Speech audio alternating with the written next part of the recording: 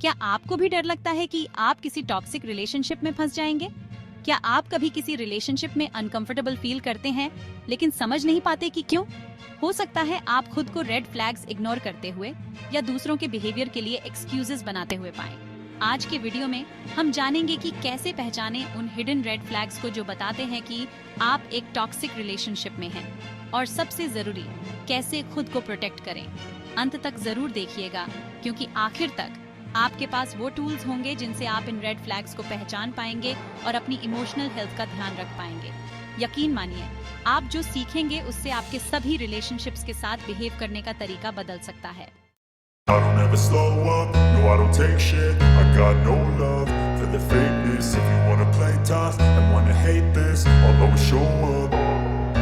I don't ever slow up, no I don't take shit. I got no love for the fakeness. If you wanna play tough and wanna hate this, I'll always show up and make a statement. I don't ever slow up, no I don't take shit. I got no love for the fakeness. If you wanna play tough and wanna hate this, I'll always show up and make a statement. Everything I do so instinctive and so passionate. Every word I move so descriptive like an adjective. I got a vendetta against problems बन सकती हैं। हम toxic behaviour को नजरअंदाज क्यों कर देते हैं? अक्सर ऐसा इसलिए होता है क्योंकि हम कॉन्फ्लिक्ट नहीं चाहते। हम खुद को कहते हैं कि हम ज्यादा सोच रहे हैं, या जिनकी हम परवाह करते हैं वो कभी हमें जानबूझकर दुख नहीं पहुंचाएंगे। लेकिन सच तो यह है, समझदार होना अच्छी बात है, लेकिन अपनी इमोशनल हेल्थ की कीमत पर नहीं। मैनिपुलेशन धीरे धीरे शुरू होती है, छोटी छोटी क्रिटिसिज्म्स, थोड़ा थोड़ा कंट्रोल, और जब तक आपको एहसास होता है आप एक टॉक्सिक रिलेशनशिप में फंस चुके होते हैं। मैनिपुलेशन हमेशा कंप्लीट कंट्रोल दिखाकर नहीं की जाती।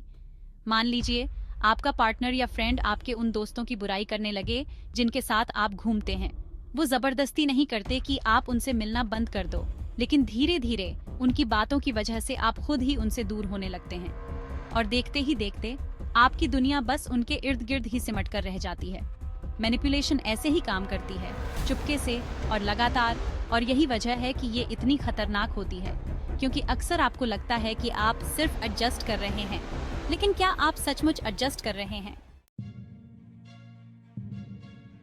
इमोशनल ब्लैकमेल सबसे खराब तरीकों में से एक है जो लोग आपके खिलाफ इस्तेमाल कर सकते हैं।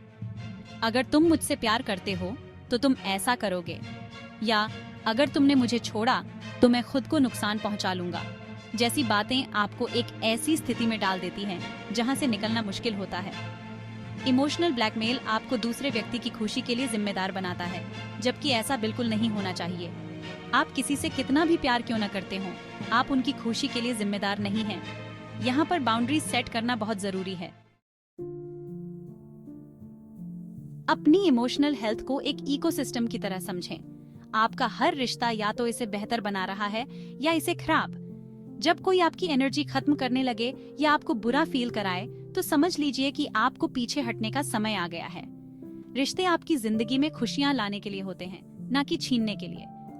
अगर कोई बार बार आपकी बाउंड्रीज क्रॉस करता है, आपको मैनिपुलेट करता है या आपको तकलीफ देता है, तो वो आपके इमोशनल इकोसिस्टम को दूषित कर रहा है, और शायद इसे साफ करने का समय आ गया है। किसी से रिश्ता तोड़ने से पहले बातचीत करना बहुत जरूरी है। उन्हें बताएं कि उनका कौन सा बिहेवियर आपको परेशान कर रहा है और इसका आप पर क्या असर पड़ रहा है। जैसे, देखो, मैंने नोटिस किया है कि तुम ऐसा करते हो और इससे मुझे सचमुच बहुत बुरा लगता है। क्या हम इस बारे में बात कर सकते हैं? उनका रिएक्शन आपको बहुत कुछ बता देगा। अगर वो अपनी गलती मानते हैं और बदलने को तैयार हैं, तो यह एक अच्छा साइन है।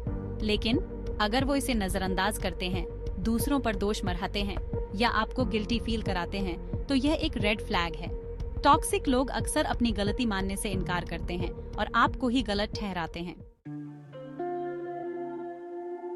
जवाब आसान है, अपने इमोशनल इकोसिस्टम की रक्षा करें। अगर कोई आपको मैनिपुलेट कर रहा है, आपको इमोशनली ब्लैकमेल कर रहा है या बार बार आपकी बाउंड्रीज क्रॉस कर रहा है, तो आपका उनसे दूर जाना बिल्कुल जायज है। आपका काम दूसरों के टॉक्सिक बिहेवियर को ठीक करना नहीं है। आपकी पहली प्रायोरिटी हमेशा आपकी इमोशनल हेल्थ होनी चाहिए, और कभी कभी पीछे हटना ही सबसे अच्छा होता है। क्या आप कभी किसी रिलेशनशिप में रेड फ्लैग्स एक्सपीरियंस किए हैं? मुझे नीचे कमेंट सेक्शन में आपके एक्सपीरियंसेस जानकर बहुत अच्छा लगेगा। अगर आपको ये वीडियो हेल्पफुल लगा तो प्लीज़ इसे लाइक, सब्सक्राइब और नोटिफिकेशन बेल पर क्लिक करना ना भूलें, ताकि आपको रिलेशनशिप्स, सेल्फ केयर और मेंटल हेल्थ पर और भी वीडियोस मिलते रहें। मेरे पास आपके साथ शेयर करने के लिए और भी बहुत कुछ है, तो जुड़े रहिए।